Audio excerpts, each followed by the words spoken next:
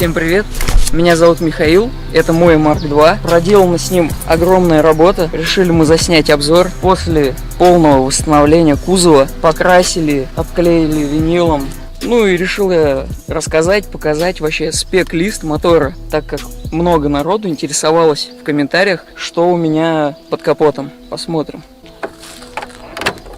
А под капотом у нас прячется вот такой вот мотор. Что было проделано с мотором? Мотор, можно сказать, собран по бомжу. Головка у меня от Twin Turbo, от первого GZ, прикручена на блок от 2GZ GE. Это атмосферный 2GZ. Поршня, шатуны я ничего не менял. Просто прикрутил головку турбовую к атмо-блоку. И получился у меня как бы 1,5 GZ, но с высокой степенью. То есть он очень низовой, городской мотор. Турбина у меня с AGS. Пережила она у меня уже, наверное, 2 мотора получается. Изначально я ставил на 1 GZ GTE TT. То есть я убрал штатные турбы, поставил вот эту. Коллектор тоже AGS, толстый 3 мм. Визгейт какой-то там тоже на GS HKS, по-моему, я ставил. Турбина, показала себя отлично. Она дуется где-то, наверное, 1003 до 1,3 бара. Она, то есть, вообще не сдувается. Если 1,4 в мотор дуешь, то уже под верх начинает сдуваться. Фильтр Симота, блов какой-то, не знаю, мне достался давным-давно. Затак. Мозг стоит Апекси. Настраивал я сам его, этот мотор, на 100-м бензине. Лошадей примерно где-то 420-430.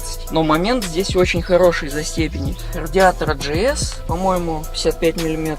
Интеркулер у нас Грэди, оригинал. Выхлопная система 76-я, стоит самодельный резонатор с нержавейки сваренный. Банка Apexi N1 76-я, звук тихий. Визгейт вывел не по-колхозному, а сделал в порог. Не стал я вниз его выводить, не знаю, мне-то как-то по приколу людей пугать. А так по системе, то есть у меня трекшн контроль стоит, все с завода, как ABS, все работает. В случае того, что там в дождь, я не знаю, можно на расслабоне ехать по трассе, там 160, газку нажал, трекшн поморгал, обогнал кого захотел. Ты уже не волнуешься за то, что там куда-то что-то вильнет. Коробка у меня стоит 154-я, до этого я ставил гитрак, около 3 штук было гитрагов. Много конфигураций сцепления было, в общем, я как бы ничего плохого про гитрак сказать не могу. 154-я мне досталась в обмен на гитрак, ездю, не парюсь. Единственное, что на нее дорого, это сцепление. Сцепление хорошие купить, нужны, конечно, финансы.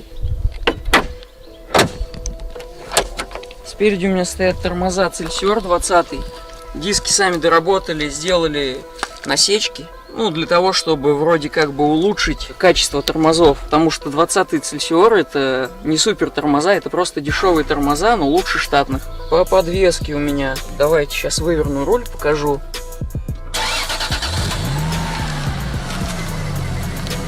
Давай вот сюда вот, наверное, как-нибудь загляни. Как бы тут все, конечно, грязное, я особо не морочусь с подвеской, там каждый день бессмысленно мыть. Стойки полностью регулируемые колы, Милт, купил я их с Ариста 161. В общем, приобрел эти колы, что-то 1022, что ли. Так как машина заточена под дрифт, нижний рычаг у меня разварен на 1,5 сантиметра. Сошки у меня стоят Swapworks, то есть модные сошки, я бы как бы сказал. Мне очень нравится рулежка. Верхние рычаги сток, кулаки сток, ничего не переварено больше. Косые рычаги делали самодельные на полиуретане, с прута с толстого, надежные, хорошие. Задняя подвеска. Тут все просто. Диски тормозные с суппортами. У меня стоит по 2 суппорта на каждое колесо. И это сделано для того, чтобы у меня был раздельный контур ручника. Диски тормозные стоят с Аристы, суппорта с Альтезы, в общем. Как бы нормальные тормоза, но тоже это все бюджетно. Я их покупал по 500 рублей. Рычаги развальные тоже самодельные, точили сгоны. Вваривал я эти сгоны в рычаги, то есть чтобы сделать завал. В принципе, по задней подвеске все. И про ручник расскажу. Ручник у меня дикий лап, очень радует меня. Никаких у него люфтов, ничего нету. Реально стоящая вещь, дорогая. Подключен он как раз к этим суппортам отдельным. Коробка, как я и говорил, 154-я. Сцепление у меня стоит XEDI 3-лепестковое на штатной корзине с штатным маховиком. В общем, мечтаю я о двухдисковом сцеплении, чтобы третья передача, то есть всегда держала четко, потому что это бывает подводит. Щиток приборов у меня штатный автоматный. Вот как раз Тетрис на мозг Апекси идет, Power FC. Датчики у меня стоят SART, вот 6 штук. Оригинальные датчики с антибликовыми стеклами. Они, то есть, олдскульные. Ничего в них, ну, правда, ни пиков, ничего нету, но они очень точные. Мне, в принципе, ничего другого и не нужно. Руль китайский, просто я его как-то давно перешил, вот в такую вот перфорированную кожу. Тоже мечтаю о руле, конечно. Ковши у меня стоят Recaro SR3, по-моему, они называются, оригинальные. Перешитые они уже дважды, были они красного цвета, с Японии. С Subaru они мне достались, с Форстером. Салон стоит с Чайзера 90-го, с Турика. Там единственное, полка чуть-чуть не подходит, но в принципе нормально, подогнал. Как, может, многие знают, я недавно сделал аэркапы самодельные. Сделал я их только наперед, так как аэркапы это очень дорогая система такая. Это для того, чтобы машина поднималась для преодоления каких-то преград. На этой системе нельзя постоянно ездить. Поднял машину, преодолел препятствие, опустил. Многие говорят, ну почему я там не поставил пневмоподушки, например. Пневмоподушки ставятся вместо пружины. А вместо пружины я не могу их поставить из-за того, что под дрифт нельзя, то есть взять и поставить пневмоподушки. В общем, у меня подобраны пружины именно под вес машины, именно под рулежку, чтобы она управлялась, рулилась, арки не зацепляли. Вышли они мне по себестоимости около 1000 рублей, так как у меня был компрессор, которым я колеса качал, я с него сделал, ну, устройство, которое накачивает эти аэркапы. Я все, в принципе, просто сделал, в багажнике это разместил. Находится это у меня вот здесь, вот в кармашке, где должен быть домкрат. И вот сделал вот такую вот простую систему. Выкинул крепеж домкрата, сделал сюда пластину такую вот уголком, закрепил на нее на резинках компрессор, чтобы он, то есть, не дребезжал по кузову, ничего не передавал. Клапан у меня валялся от газового оборудования, клапан, который сбрасывает давление. Вот эта коробочка, это просто контейнер из-под еды, там лежат ролюшки. Ну и все, то есть, остальное управление идет с салона. Сейчас покажу, как это все работает. Поднимается система у меня около 40 секунд, опускается прям, ну не знаю, там 3 секунды, может быть 4. Вот такой вот вид, это в опущенном состоянии машина. Сейчас может чуть прям проехать, она еще опустится, потому что руль выворачивал, сейчас в натяге подвеска стоит. Вот у меня 3 кнопки. Вот это у меня TRC Off. Это traction control. Ну, выключаю, например, когда там дрифтить нужно, там драг-рейсинг какой-то, я не знаю, там, чтобы колеса могли пробуксовывать, в общем. Вот эта вот кнопка у меня, это вот компрессор включился. Включается компрессор и передняя камера. Ну, чтобы там можно было припарковаться, либо переехать какое-то препятствие. Вот сейчас он накачивает. Вот насколько машина поднялась. Вот могу показать. 4 пальца пролазит. 10 пальцев. Я думаю, что этого предостаточно, чтобы проехать, как на штатной машине. Где-то какие-то препятствия. В задумках, конечно, зимой еще сделать назад аэркапы. Времени просто уже не хватило. Карантин закончился. Пришлось выходить на работу. И, соответственно, нет просто времени. Вот эта кнопка взял от какого-то тоже японца. Подошла сюда четко, чтобы ничего не колхозить, не вырезать. Вот включаю зажигание. Нажимаю на эту кнопку. И она сейчас будет опускаться.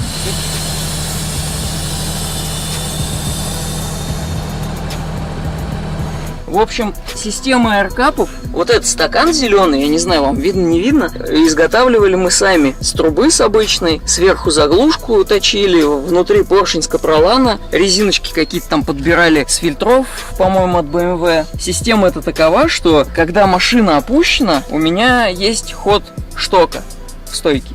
Он примерно равен где-то 3 сантиметрам. На колесе это примерно 5 сантиметров. Когда аэркап накачивается, поршень давит на пружину, и шток выдавливает вверх. За счет этого, получается, стойка растягивается, и получается состояние такое, как будто машина стоит на донкрате. Ну, как бы на этой системе, там где-то там на рыбалку ездить нельзя вообще. Но для того, чтобы преодолеть какую-то неровность, там, ну, например, там 10 метров проехать, то есть вполне можно.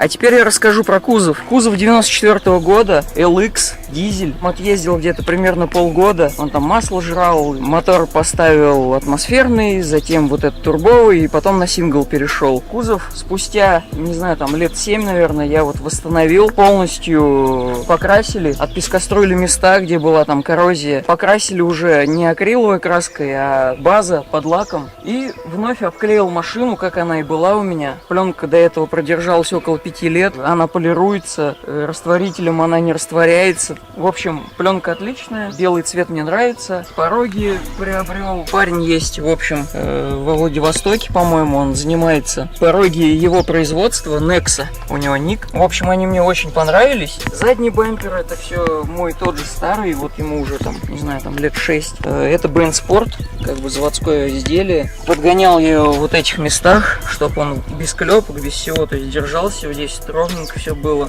Спустя 5 лет эксплуатации после обклейки пленкой у меня вот здесь были места насквозь, то есть пробивали камешки из-под колес, полопавшаяся шпаклевка там и прочее. Сейчас вот все отшпаклевали, все сделали, обтянули по новой пленкой, все четко. Спойлер самодельный, как я его видел, так я его и сделал, там из пенопласта и прочего. Кому интересна технология, вы можете в другом видео посмотреть, я уже рассказывал про это, там восстановление марка. Передний бампер самодельный, делали его ребята в Новосибирске, не под заказ, ничего, они делали для себя, но достался он мне за счет того, что должны были мне доставить юбку, как сказать, губу Vertex, но там что-то не сложилось, и в общем я приобрел вот этот бампер у них самодельный, он был сломанный вот так вот, что-то там сбоку еще, в общем я его восстановил. Тоже многие спрашивают, где я такой взял, ну копий больше нету.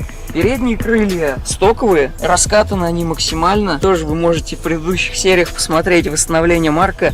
Я их раскатывал молотком и кувалдой. Сплющивал вот этот весь край. Потом вот здесь есть распорочка такая вот. Я этой распоркой отвел крыло максимально сколько смог, чтобы был у него большой вылет. В общем, эти крылья получились плюс 25 мм от штата. Задние арки тоже, ну, они не вареные вот здесь, ничего. Максимально раскатаны сколько можно, ну, чтобы не уродовать кузов. Ничего не отрезано, просто раскатанные арки. Колеса, шоганы, задние 10,5 G, вылет 15. Стоят без проставок. Резина сейчас на данный момент 235-40, боевая резина 265-35. Передние колеса 9,5 G, ширина у них, а вылет, по-моему, 22. Резина стоит 215-40 и проставки у меня подкинуты по 10 мм. По поводу фар. Многие спрашивают, откуда я взял такие фары. Фары самодельные. Если, конечно, вблизи присмотреться, они не совсем корректно сделаны. Зимой может заморочиться, восстановить их. Ну, хочу разобрать, все покрасить, обновить и восстановить, чтобы не было вот таких, ну, там, мелких трещинок и прочего, чтобы вблизи фары выглядели как заводские.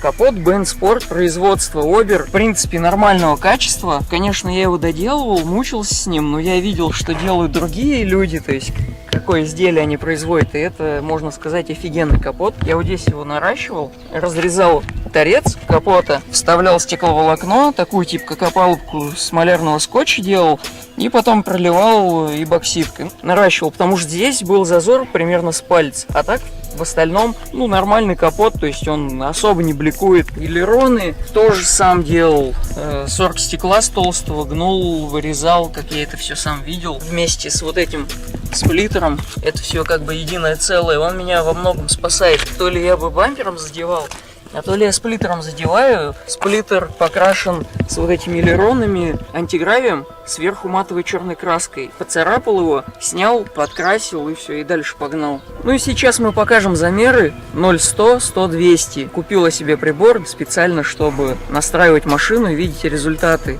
Но 0-100, естественно, замерить очень тяжело, потому что машина заднеприводная, она механики, и она будет постоянно буксовать. Что-нибудь попробуем.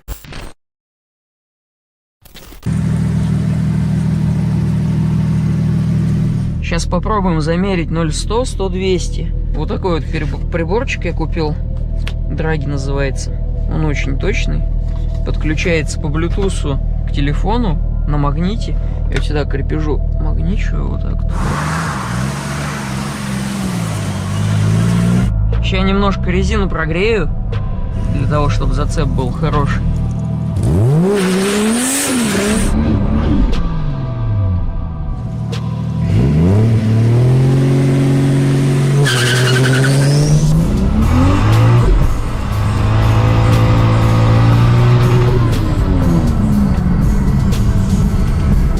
Результат 5.38 0-100. Сейчас попробую улучшить.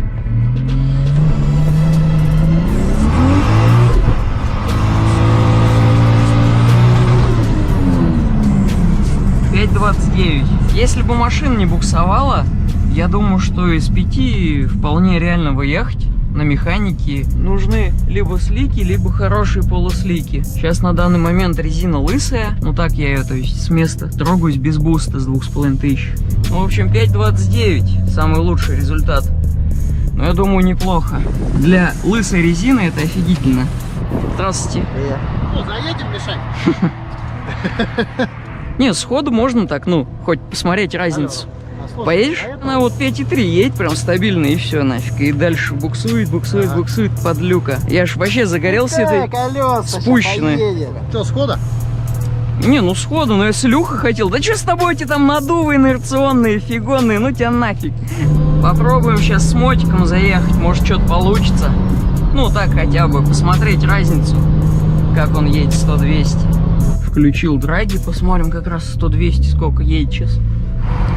Ну и чё, я сигналю или ты? Ты, наверное, мне не до этого. Я на Хонде Диву пока там. Поехали, попробуем.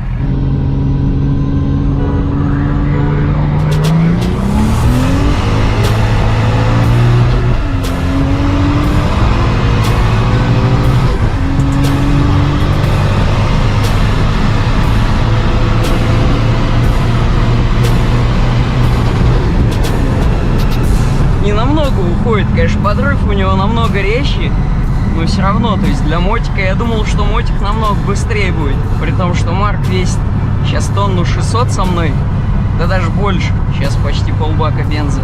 Ну круто, я не ожидал, я думал, сейчас вообще в точку уведет. Но я доволен. Нормально? Да ладно, нормально. Ну ты прям топил? Ну топил вроде, наверное, да. Ну просто вот с 40 ты прям пошел, капец. Ну ты прям пошел. Я думаю, ну все, пока. А потом хоп и зависли. То есть, ну ты уходишь, но прям, ну как бы не прям капец. То есть вот как с Артурчиком, наверное, я заезжал с его рыксой. Вот примерно вот что-то такое. Прикольно. Блин, я вообще офигел. Ой, давай туда еще фиганем. Блин, что-то я не посмотрел, сколько я 100-200 ехал. Ну ладно, сейчас глянем.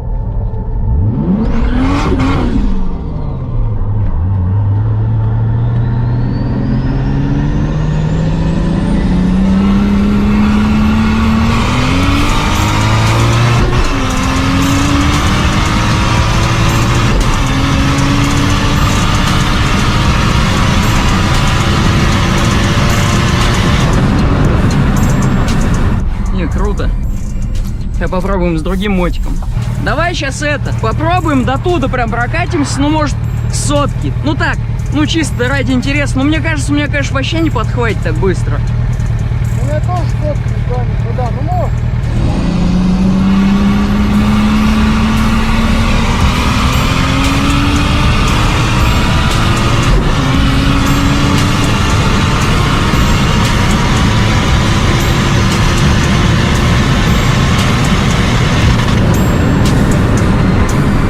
Больше скорость на марке, тем медленнее уходит мотик. Но все равно я доволен. С мотиком вообще капец.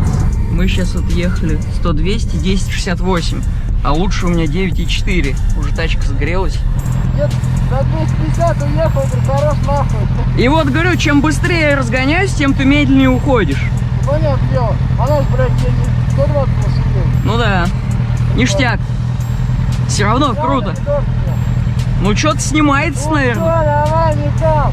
Ты давай мне поддайся. Сейчас заснимем. Я с места Маслица почти 110, мотор 95. Нормально. Что там я ехал сегодня? Ну сегодня вот 10-13 лучшее было. Но у меня надув 1.3, а когда лучшее время я ехал, 1.4 было.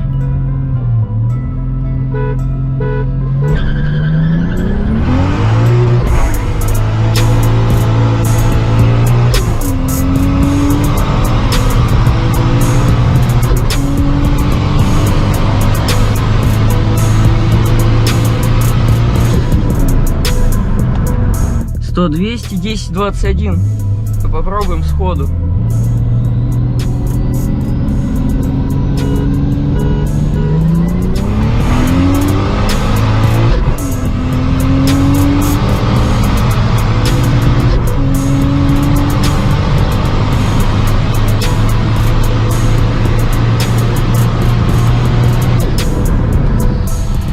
Нормально. Нормально.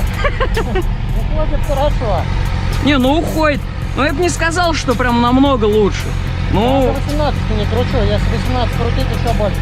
У меня 1211, еще обкатка до 1,5. я понял, поехали отсюда.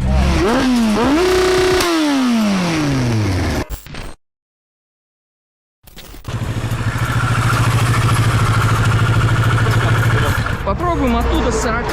Ну, сейчас я развернусь, увидишь откуда. Вот. Ну, я буду тормозить, если что.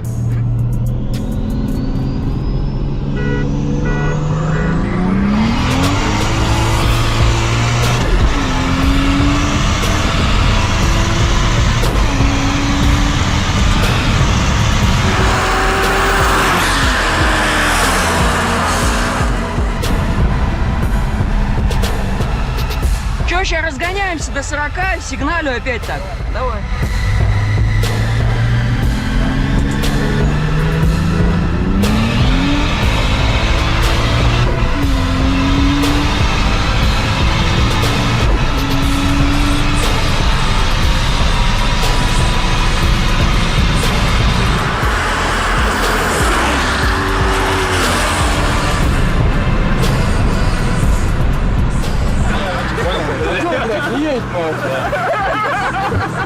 Ты можешь ради интереса замерить? Не хочу ставить. Тут зеркало пошарапано. Kawasaki ER6F 650 кубов, городской турист. Не едет ни хера, так получается. Америкос. Вот. Японцы не видели эту модель вообще никогда. Даже не представляют, наверное, его существование. Как бы все. И не жрет совсем, и не едет.